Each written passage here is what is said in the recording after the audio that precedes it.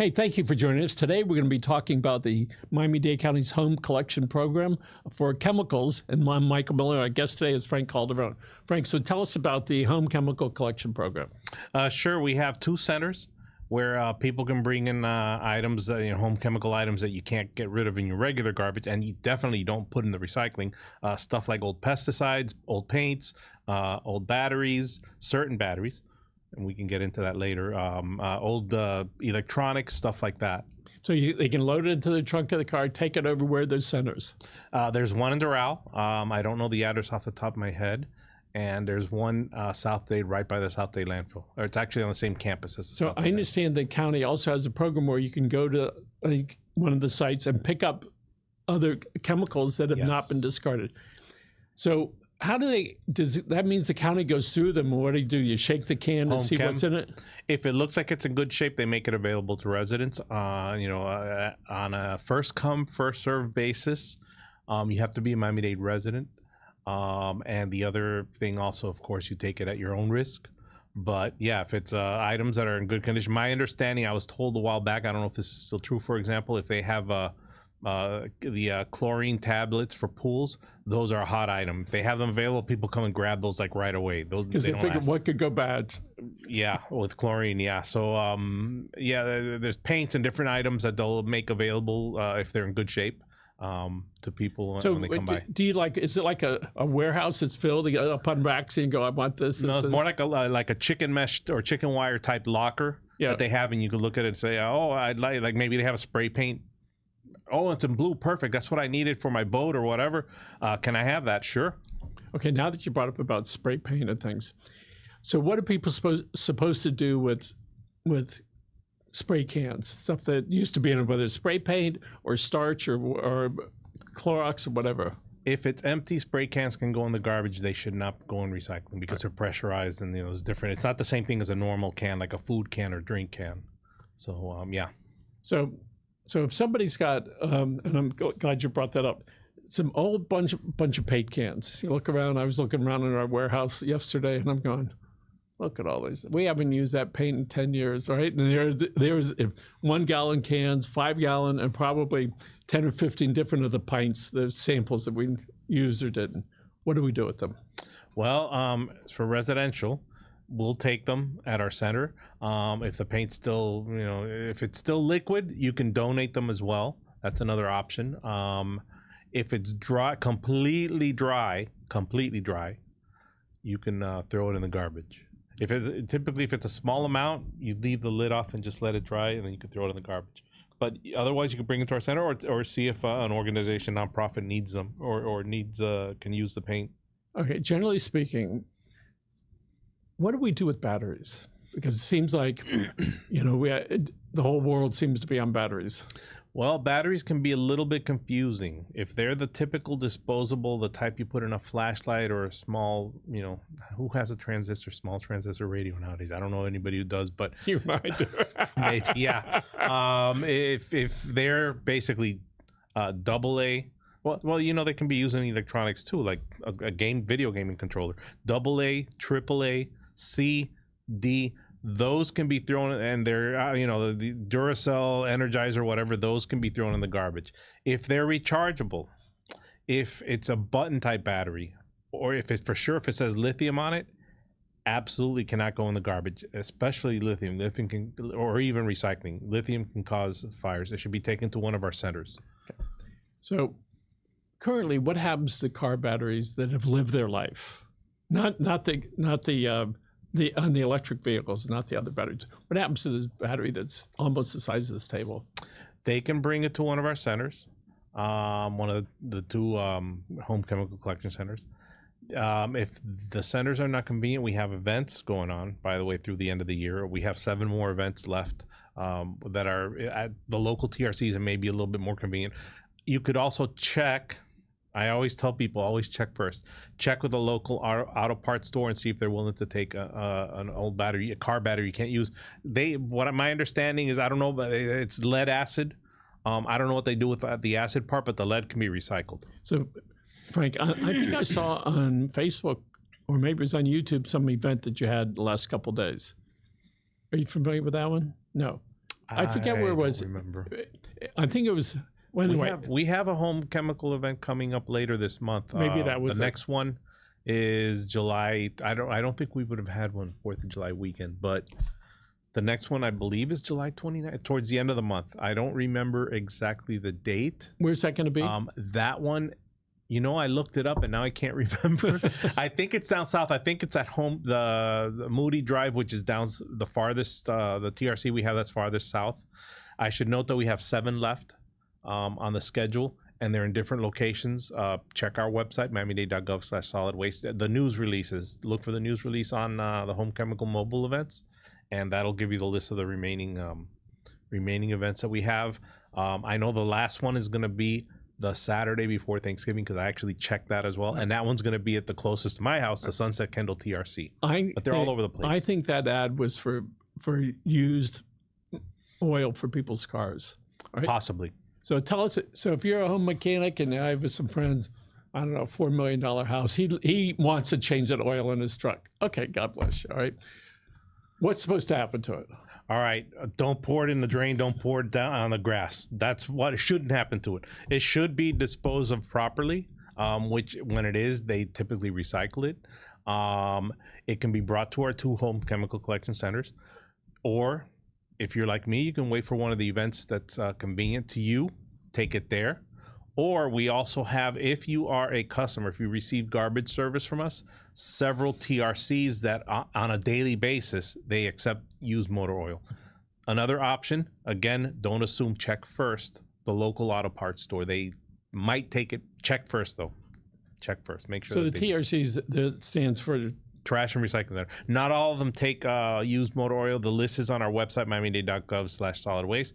Some of them do. We're trying to expand that. We've actually expanded it over the last few years. We only had a small handful, and the numbers increase. And off the top of my head, I don't know how many of them have except used motor oil now, but it's more than we had in the past. So check, and I think we're actually looking to open a couple more this year. So the same thing can happen as far as your old gasoline. Let's say you used to mow the yard, all right, and you got half a gallon left. You can take the red can along with the oil and the other things. Say, here you are. Yes, you can either take it to home chemical, or you can wait for one of the events near whichever one's closest to your house. If you're like me, that's what I do now. I wait for one. I have stuff. My son just the other day, he and I both love to play video games. His controller, his gaming controller, he had a very fancy, expensive gaming controller he got for Christmas several years ago, broke. So he can't use it anymore. So he's about to throw it on the garbage. And no, give it to me. I keep a little box aside for stuff, and then the next one right before Thanksgiving is going to be nearest our house, Sunset Kendall TRC. The next event, the home chemical mobile event, I'm going to take it there with some other stuff that I have. And so what do we do when people, we have those little pumpers go kill the weeds, we have it around the yard, and then either maybe you're not doing it anymore, you still have some stuff that you want to get rid of. Same thing, with the same place, the oil and the gas and the pesticides can all go to the same place. Well, with stuff like, say, like a weed eater or a lawnmower, that can actually go in garbage, bulky, or you can bring it to TRC. Okay. However, you should remove any fluids, gas, or any oil that may be in the engine. So this is something that needs to get into the conscious awareness of people, and then so it becomes subconscious. That it's just there, that you don't have to think about it. This is just how we do, how we do that. I did notice that the company Amazon has these different type of plastic bags, different than the Yes. Glad bags. They have a green product. I didn't read what it was, but it sure seems like they're sending a message, which are, these are better for the environment. So I tried it out. All right, I'll give you my report in a week or so to see if when I'm carrying out whether it falls apart. Well, you're talking about that's funny. I go to Walmart every once in a while to get household supplies, and one time I went and they had plastic bags that were supposed to be, biodegradable. And I usually get the garbage bags for the garbage. Those we want the sturdy ones because I live in a condo. It's a long walk. I don't want it falling apart on me. But I get another type of, usually the cheapest ones I can find for our laundry to take it to the laundromat. Well, I found these and they were the cheapest ones, ironically. So I used that and they work fine. I mean, I loaded them with when I go there, they weigh like 20, 30 pounds of laundry easily, no problem. The bag's held up, and they say that they're biodegradable. I hope they really are. But the next time whenever I see them, I get those. Well, my wife's been out of town, so I took the liberty of ordering those bags. So I hope they work, or else I know what's coming. As you do as well. Yes. Okay. And again, so people can find out more. Again, give us the website address. Miami-Dade.gov/solid waste. That's our general homepage for all kinds of information. We do on home chemical collection have a URL that'll take you directly to those pages. Miami-Dade.gov/home chemicals with an S. I tried it last night without the S and it didn't work. With the S, home chemicals plural. But you can go to Miami-Dade.gov/solid waste and just find everything there. So far, this is July 8th, I think, today. So Yes. far, there have been 2 hurricanes, one hitting Texas today. The other one hits, I forget what. The other one I don't know what happened with that one. So, but we're going to get our share of something. We just don't know what it is. So what should people do in anticipation of limbs falling? Well, just funny that you asked, because I was looking, my wife has family. My wife is half Jamaican, so she has family in Jamaica. So I was, we were all a little bit concerned with Hurricane Beryl. And I decided this morning I'd take a look, and I noticed that on NOAA's National Hurricane Center, the only active storm right now is Beryl. So nothing else is, even in the Pacific, there's nothing else. Just that's the only active storm in the world, or tropical or worse storm.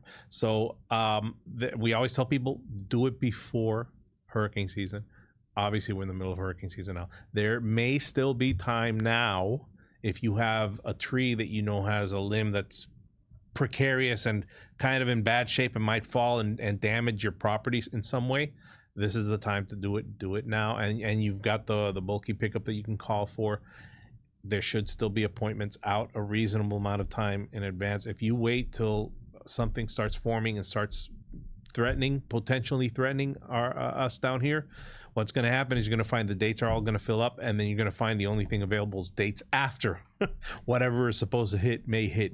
You don't want that. On one of those storms a couple of years ago, we had 6 pretty big trees like this that fell. They just missed the house, and they realized that the roots couldn't get into the ground. So there was not enough supporting, because these were, you see these type of trees everywhere. So we should know that if they aren't real down on the ground, they're going to fall, all right? And they're going to fall on your house, all right? Mm-hmm. And it's a lot of grief. And I do want to give a shout out to a friend of mine who I helped raise. So he's an adult. When those trees went down, he just showed up at my house with a chainsaw and spent 3 days there. And I thanked him. He said, "You're welcome." And he took it away and left it. It was like still years. It's been a couple of years. And it really takes, a community to do that. Because when I looked at all those trees just lined up, I'm not glad they fell, but I'm glad they didn't hit the house, right? Because it would have caused gigantic damage. So people really need to look at their limbs. Where are they? If they just go straight down, forget about blowing around, because it's hard to control that. But if it goes straight down, what's it going to hit? Yeah, if it's non-native, it tends to not weather the storms as well. I'm gonna guess at least were any of those trees like really big and like had these little black fruit that fall? Yeah. Black olives. Those are notorious for having shallow roots, and when they get big enough and a storm is strong enough, knocks them down. And also because it's so thick up there that it resists the wind. They provide nice shade, except you don't want to park your car directly under them, because the little black olives can damage your paint. But otherwise, they're great for shade. Our guy that does our cars they're non-native. He says all this stuff is from those trees. Yeah, and they're non-native, and even the leaves from those trees can cause discoloration of your paint. But beyond that, they're non-native, and the roots are just very shallow on those trees. They have a tendency to fall over when there's a storm. Yes. And so people can either call 311 or they could go to miami-dade.gov/solid waste. Yes. And you go under bulky waste. You put in your address there, it'll tell you how many pickups you have. And then you can see the dates available. That's and important, the dates, especially now. And if people have never done it before, I can promise you folks, it's really easy to do it, because if we figured it out, just about anybody can. And it's really simple to do it. And they give you 3 locations where you can leave it, and they ask you to describe it. again, when I do it, I take a picture of it in case somebody starts dumping stuff. So if your pile of stuff is growing, all right, and it may get over the limit, if you have some pictures and dated, you may get off the hook if somebody's dumping them. Yeah, well, the advice we have is immediately, as soon as you notice that somebody's dumped illegally on your pile, call 311 to report it. That way you don't get, dinged for it. And because somebody could put white products, refrigerators, freezers out there that you didn't declare, input. and yeah, it can cause problems. And again, so people need to pick a date before they put it out, right? Because otherwise the inspector, from the dates that are available, right? And the inspector may say you didn't get approved, we're going to give you a notice or a citation. They give you 3 days before, that you can set it out 3 days before your actual pickup date. And they pick it. What's the time frame on that? From once you have a date? Oh, it depends on how, if there's a lot of demand, the dates might be out far. But once they give you a date, they'll pick it up on that. Unless they're like super swamped or busy and they can't get it out, then they'll come the next day generally. But for the most part, if you pick a date, it's going to be picked up on that date. And not that I was waiting for them, but I was waiting for them when they came out to my house. I looked at them that afternoon. There they are. My experience was wonderful. I probably had a half a dozen times in as many years. Very happy with that. And the neighbors are happy because they see we're cleaning up, and it does catch on, all right? And so people right now, there's still space that people can go. They can set a date. You can set it out pretty far in advance, or the soonest you can do it, they'll let you know. Yeah. And then that's when you can speak to your guy and have it put it out. And you can either do it on you can call 311 for it, or check our website. And I don't think from what I understand, there's no gaming. You can't, like, one is faster than the other, or the dates they both see the same amount, same dates. Once the date is gone, that's it. So if somebody's having construction work done at their house and they know there's going to be a lot of destruction, to take apart, what precautions should they take away with their deal with their contractor? Well, here's the thing. Yeah, if they have a contractor, I'm glad you mentioned that. And the contractor agrees to remove any waste material and dispose of it properly, make sure that's written in anything you sign with them, and hang on to it, because we have had situations in the past where contractors come to do work on people's property, and then they promise they're going to take it and dispose of it in the correct way, and what they end up doing is illegally dumping it. Something was found there to clue in the enforcement, the waste enforcement officer, that the waste came from a certain property. They went back to that property. They said, okay, we found this, waste material out, thrown, illegally dumped, and we know it's from your property. The homeowner came out and said, well, look, I have this contract. I had a contractor that did the work, and they said that they'd dispose of it. They're off the hook. Now they go after the contractor. And it's good business sense when you do that prior to them starting, so they know, we're looking out for that. We had some tiles taken. It was a couple thousand square feet. It needs to be in there. I don't want my tile, my name. Oh yeah, and then they come back to you on the back of it somewhere, and you have nothing to prove, and then they blame you for it, and you get stuck with a fine. Okay, so right now, is the county looking for any waste truck drivers that you're aware of? I didn't check the employment ads for this week, so I don't know if they advertised it this week or not. I know that in general they need drivers. I think the system, by the way, if you're looking for a job with the county, it's any job, not just that, miamidade.gov/jobs. And then if you're looking for, it's the official title is waste truck driver operator. So you can look that up. If I'm not mistaken, you can go in the system, fill out an application or put in your resume, upload it to the system, and they'll just keep it. And then, there's a way where you can, like, when a job appears, I want to apply for it automatically. I believe you can do that in advance. If not, my suggestion to people who are interested is check every couple of weeks or so. Once the announcement is made, boom, you can apply. So on July 4th, there was no garbage pickup? Correct. And when I was driving down my street, I knew it. I said, they don't know that, but another piece of information. Yep. And so for the people that was Thursday, right? So correct. Today is Monday. Today's Monday, so today they would be picked up. Right. And so some of the people I saw that they put it back inside, all right? And then so it's back on a regular schedule. Yes. Right now. recycling is how often on recycling do we pick up? Every 2 weeks, and they did not take the July 4th. That's where people sometimes get confused. They only take Christmas on the recycling side. Part of the reason is it's every 2 weeks, and if they miss you once, then you go a whole month basically without pickup. So that's part of the reason they don't do that. And even for Christmas, if your recycling day falls on whenever Christmas Day is, they typically have a makeup day the following Saturday. But again, only for the recycling. We got a couple minutes left, but let's talk about the website. What information can people get in Miami-Dade.gov? Miami-Dade.gov, all county information. If they go to Miami-Dade.gov/solid waste, information about our department, the different services we provide, the different facilities we have, and their locations. There's some videos on there. We have videos on there. Some of the videos show some of them are a little bit old, but some of them show the process on recycling, for example. And to dispel the myth that our recycling just goes to garbage, it never has. And when you get a bad cart, yes. When the cart is filled with stuff that shouldn't be recycled, that cart, yes. But for the most part, our recycling, it gets recycled. So, stuff that you bring to a recycling grandparent actually can take gets their recycled. grandkids on and say, "Here, let's talk about Yes, recycling." and show them the video. And it's actually a 2-part video. Okay. On the recycling. All right. Well, we wish you well. We still have 6 weeks before school's back in session. All right. Or Only so. 6? Wow. Right. Yeah, it is. Yeah. Basically. And then wow. we go, okay. And then before we know it, it's Halloween, the holidays and all that. Thanksgiving. Yeah. So Frank Calderon from Miami-Dade Solid Waste Department. Thank you so much for being here. Thanks, Michael. Rachel, thank you for producing the show. Again, folks, take care of yourselves and your families.